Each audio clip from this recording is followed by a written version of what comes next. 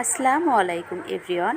আজকের video Hindu reception বউসাজ, আর এই বউসাজের কিছু অভিজ্ঞতা আপনাদের সাথে আমি শেয়ার করব। ভিওস, সবাইকে লোটাস বিউটি পার্লারের পক্ষ থেকে আন্তরিক অভিনন্দন। সবাই কেমন আছেন? আশা করছি সবাই ভালো আছেন। আপনাদের দোয়ায় আলহামদুলিল্লাহ আমিও ভালো আছি। তো বন্ধুরা, আজ আমি আপনাদের সাথে এমন একটি ভিডিও শেয়ার করতে যাচ্ছি যেটা আপনাদের খুবই ভালো লাগবে। আমি বাসায় যেয়েও বউ সাজাই, কিন্তু সেই সময় আমার সাথে কেউ না কেউ থাকে, কিন্তু আজ বিষয়টা একদম অন্যরকম। আমাকে একা যেতে হয়েছিল, আর একা যেয়ে বউসহ 3টা পার্টি মেকআপ করাটা সত্যি খুবই কষ্টদায়ক। আর এই একা যাওয়ার কারণটা আমি বলছি। আমার এক দিদি আছে, আমার খুব কাছের মানুষ। তিনি আমার পার্লারে আসেন। এসে দিদি বলেন তার দেওরের রিসেপশান, আর তাই রিসেপশানে বউকে সাজাতে হবে। এই দেখুন আমাদের সেই বৌদি, সাথে 3টা পার্টি মেকআপও আছে। সেই সময় বেলা 11:30 বাজে। একদিকে সময় কম, আর পার্লারেও কেউ আসেনি, আর কাউকে যে আমি ডাকবো তাও দেরি হয়ে যাবে। তাই কিছু না ভেবেই আমি একা চলে যাই। আমি কিন্তু জায়গাটাও চিনি না। দিদি দেওরের সাথে কন্ট্যাক্ট করে আমি সেখানে যাই, আর যাওয়ার পথে এক আপুর সাথে আমার দেখা হয়। আমরা এক ইজি বাইকে উঠি। সেই আপুটা অপরিচিত ছিল, কিন্তু আপুর সাথে কথা বলার পর পরিচিত হয়ে গেছি, আর আপুটা ওই পথেই যাচ্ছিল। আমরা একসাথে সেখানে পৌঁছাই। শেষ বেশ আমি বিয়েবাড়িতে চলে আসলাম। আল্লাহর রহমতে রাস্তায় আমার কোনো অসুবিধা হয়নি। এসে দেখি বৌদি আমার জন্য অপেক্ষা করছে। বৌদির সাথে তার ননদিনীরাও কিন্তু আছে, তারাও সাজার জন্য অপেক্ষা করছে। আমি তাদের সাথে কুশল বিনিময় করলাম। তারপর আমি বৌদিকে সাজাতে শুরু করলাম। আমি যে ঘরে সাজাচ্ছিলাম সেই ঘরে লোকজনের ভিড় কম ছিল, সেজন্য আমার খুব ভালো লাগছিল। ভিড় হলে সাজাতে একটু অসুবিধা হয়। এক একজন এক এক ধরনের কথা বলে।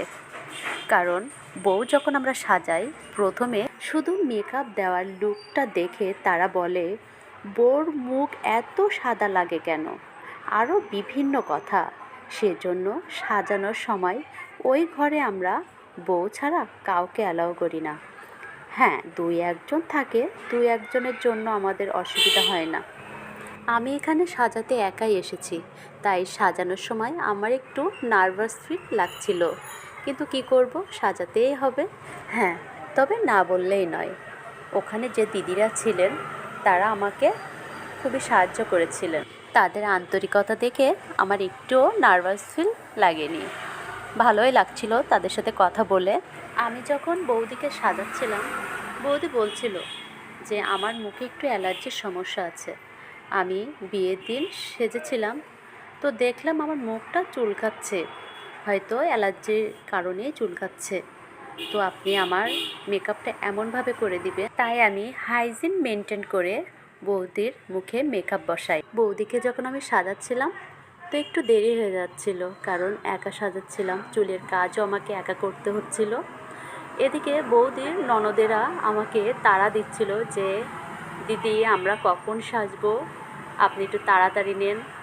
এদিকে বৌদির চুল প্রায় কমপ্লিট হয়ে যাচ্ছে। ওনারা আমার সাথে কন্ট্যাক্ট করতে একটু দেরি করাতে সত্যি আমারও আসতে একটু দেরি হয়েছিল। বৌদিকে সাজাতে একটু তো সময় লাগবে, কিন্তু এদিকে বৌদির বাসার লোকজন ও আত্মীয় স্বজন বাসায় আসা শুরু করছিল। আস্তে আস্তে সময় যত চলে যাচ্ছিল ততই সবাই তাড়াহুড়া করছিল। এদিকে আমি একা, বউটাকে তো আগে সাজাতে হবে, তারপরে পরে 3টা পার্টি লুক দিব। কিন্তু আস্তে আস্তে আমি সব কিছু কমপ্লিট করলাম। আমি বৌদিকে সাজানোর পরে আমি ওই 3 দিদিকে শাড়ি পরিয়ে তাদের অল্প হালকা মেকআপ করে দিই। বাসায় আত্মীয় স্বজন চলে আসাতে আমরা যে ঘরে সাজাচ্ছিলাম সেই ঘরে আস্তে আস্তে লোকজনেরও ভিড় হয়ে যাচ্ছিল। তাদের কথাবার্তাতে আমার একটু অসুবিধা হচ্ছিল, তারপরও আমি আমার কাজ করছিলাম। এক একজন এসে এক এক রকম কথা বলে যায়। যে বউ এখনও কেন সাজানো হয়নি, এখনও কেন আপু আপনি এত দেরি করছেন, একটু তাড়াতাড়ি নেন, লোকজন সব চলে আসছে, বউ দেখবে, এই আর কি। তো এক জায়গা থেকে আর এক জায়গায় সাজাতে গেলে এই অসুবিধাটুকু তো হবেই। যখন আমরা পার্লারে সাজাই তখন আর এই অসুবিধাগুলো আমাদের আর হয় না। তো আমরা যখন এক জায়গা থেকে আর এক জায়গায় যাই তখন আমাদের বিভিন্ন সমস্যার সম্মুখীন হতে হয়, কিন্তু কি করব বলুন, এটা তো আমাদের কাজ। আবার জানেন, কিছু মানুষ আছে যাদের যতই ভালো করার চেষ্টা করুন না কেন তাদের মনের মতন হয় না, তারা বেশ খুঁতখুঁতে, আর এই খুঁতখুঁতের কারণে তাদের কাজটাও যেন ভালো হয় না। তবে আমরা চেষ্টা করি ভালো করার জন্য। আমাদের বৌদির সাজ এবার প্রায় কমপ্লিট। আমরা এবার বৌদির যে টিপ আছে ওই টিপের চারি সাইড দিয়ে হালকা করে কলকা দিয়ে দেব, যাতে বৌদির আরও সুন্দর দেখায়। আমরা চারি সাইডে কলকা দেওয়ার পর বৌদির একটু হালকা ফিনিশিং টাচ দেব। এদিকে লোকজনের আসাও শুরু হয়ে গেছে, বৌদির ননদিনীরাও সাজার জন্য ব্যস্ত হয়ে পড়েছে। কিন্তু কি করব বলুন, এক হাতে সব কিছু তো আমাকে করতে হবে। তো আমি কলকাটা আস্তে আস্তে ধীরে ধীরে দিচ্ছি। এই কলকা যদি ধীরে ধীরে না দিই তাহলে একটু সরে গেলেই নষ্ট হয়ে যাবে, সেই জন্য আমি ধীরে ধীরে কাজ করছিলাম। এই সময় আমি দেখলাম বৌদি যেন ঘুমিয়ে পড়েছে। কেন জানি বৌদি বলছিল বৌদির খুব ক্লান্ত লাগছে। আসলে হিন্দু বিয়ে তো, আমি তো এর আগে বলেছি হিন্দু বিয়েতে একটু কষ্ট হয়। তো বৌদির কলকা আমি সুন্দরভাবে দেওয়ার চেষ্টা করছি, বেশি কিছু না, সিম্পল করে দিয়ে দিচ্ছি। তো পাশের দিদিরাও আমাকে বলছে, দিদি আপনি একটু বেশি করে হাত চালান, আমরা আর কখন সাজবো, লোকজন চলে গেলে তো আমাদেরকে কেউ দেখতে পাবে না, তাহলে আমরা সেজে কী করব। এই শুনছিলাম আর আমি বলছিলাম যে হ্যাঁ হ্যাঁ দিদি আমি তাড়াতাড়ি করছি। তো এভাবে আমি কলকাটা কমপ্লিট করলাম, প্রায় শেষ। আমি যেন দেখছি আমাদের বৌদিটা ঘুমিয়ে পড়েছে। তো কি করব, বৌদিকে ডাকছি, তো বৌদি শুধু বলছে হ্যাঁ আমি ঠিক আছি।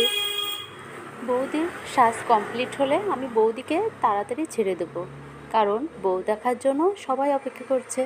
বউটাকে ছেড়ে দিলেই আর কেউ তাড়াহুড়া করবে না।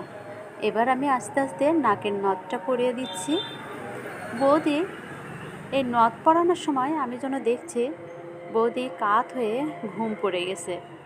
তো সেই ভাইরাল আপুটার মতো ফেসবুকে যে আমার বলতে ইচ্ছে হলো যে আপু ঘুমিয়ে পড়েছেন, কি করব, সেভাবে তো আর বলা যায় না, তাই মাথাটা একটু উঁচা করে দিলাম। সবাই দেখি হাসছিল চারি সাইড দিয়ে। ঘরের ভিতরে আস্তে আস্তে লোকজন চলে আসছিল। আমার সাজ এবারে কমপ্লিট। আমি বৌদিকে আরেকটু ব্লাশন দিয়ে দিচ্ছি যাতে একটু কালার লাগে, যেহেতু বউ তো সেজন্য। সবাই আমার আশপাশে যারা ছিলেন তারা একটু বৌদিকে আরেকটু হেল্প করছিলেন, ওনারাও কিন্তু আমার কাছে সাজবে, তো ওনারা অপেক্ষা করছিলেন। আমি এদিকে বৌদিকে আরেকটু টাচ আপ দিচ্ছিলাম। তো আমাদের বৌদিকে কেমন দেখাচ্ছে আপনারা বলবেন। এর মধ্যেই আমি আর তিনজনকেও সাজিয়ে দিয়েছি। তো আমাদের ঘরের ভিতরে অনেক অন্ধকার ছিল, আমি ছবি তুলতে পারছিলাম না, ভিডিও করতে পারছিলাম না। তা আপুটা ফোনের লাইট জ্বালিয়ে আমাকে বলল দিদি আপনি এবার ভিডিও করেন। তারা সত্যি খুবই আন্তরিক ছিল, তাদেরকে সাজিয়ে আমিও খুব খুশি। আমার ভিডিও যদি আপনাদের ভালো লেগে থাকে তাহলে একটা লাইক দিবেন। আজ এই পর্যন্তই, সবাই সুস্থ থাকবেন, ভালো থাকবেন, আল্লাহ হাফেজ, আসসালামু আলাইকুম।